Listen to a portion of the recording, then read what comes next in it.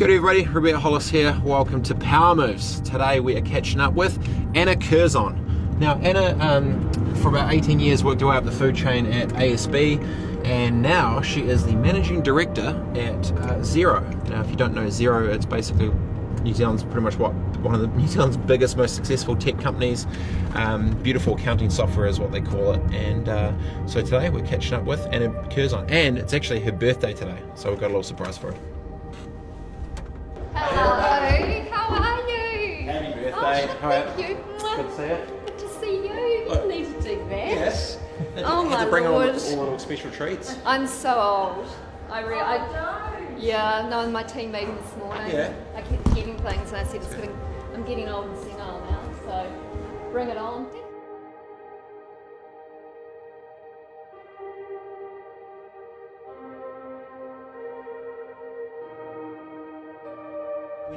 When I was in New York, I just felt like you could smell the hustle in the streets, and it was just so like, it's like if you worked a 12-hour day, others would be like, oh, is that all? Yeah. You know what I mean? And like, yeah. Culturally, it is really interesting, eh?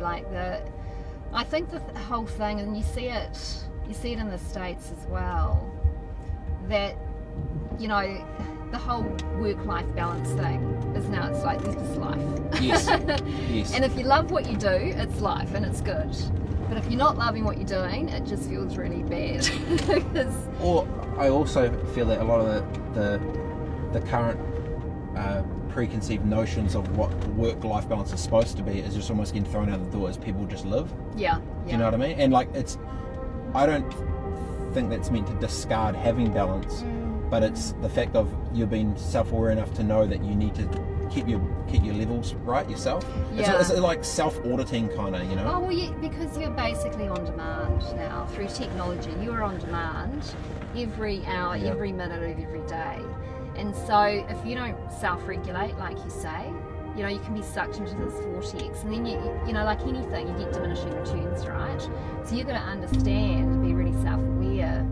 But you know, when is my optimum time of working? Yeah. When is the right time to squeeze, you know, more value into little pockets of my day? Yes. And when do I just need to, you know, unplug and kind of go and sit and watch the sunset or whatever? You know, it's I think for me it's about understanding what gives you energy. Yeah. And noticing when that's starting to temper off and going, actually I need to plug into some time with my daughter, or I need to go for a run, or whatever it is.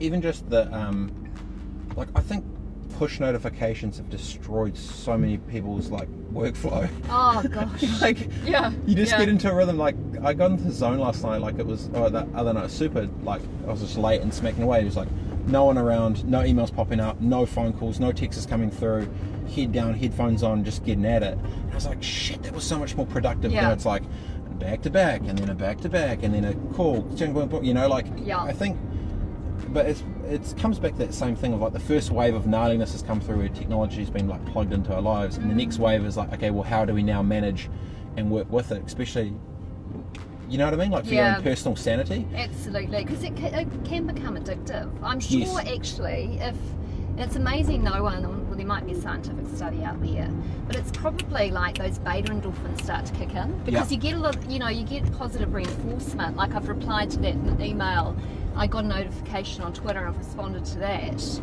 and that can work for so long until those stress levels build up, and then all you're doing is shooting cortisol back into your body because they're stressed, right?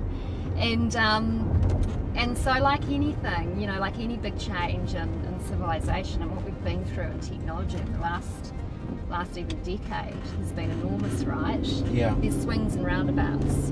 And so I think we are hitting that point where it's like, well, how do we need to change to regulate this? Because it's not going to go away. Yeah. So there's never been a more important time in history, like you say, where you've got to self-regulate.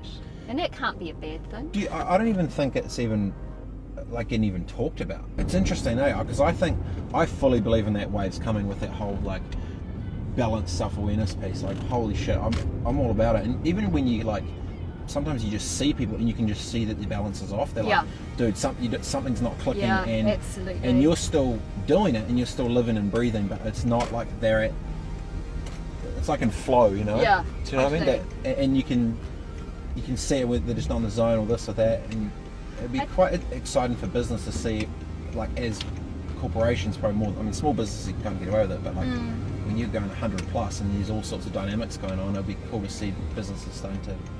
Well, yeah, it's because breaking cadence is really hard, isn't it? You know, it's But do you think that the same, like media is always the clearest example, just because it's more visual than anything? Yeah. It's that old world, new world, analog to digital, and we've still got analog scaled Totally. processes in a digital Totally. world, and it's just not connecting. Absolutely. Don't you reckon? Absolutely. And you know, you've got to be brave, I guess, again, to break that cadence of the past. But you can do it. You can do it through good design, and you can do it through good science and stuff. But you've got to invest in it. And if you don't do it, that tipping point will come past you at 1,000,000 miles an hour. Yeah. And then suddenly no one will want to work for you because, you know, everyone else is employing bright people, has changed their work practices. So it's a big issue. But I don't know who's even thinking in that way, right? I mean, I try to talk to people, and I don't hear like hardly anyone even talking about it. Oh, well, This is it this where we're at? Hey, Timbo. Yeah. Yeah. Yeah. Yeah.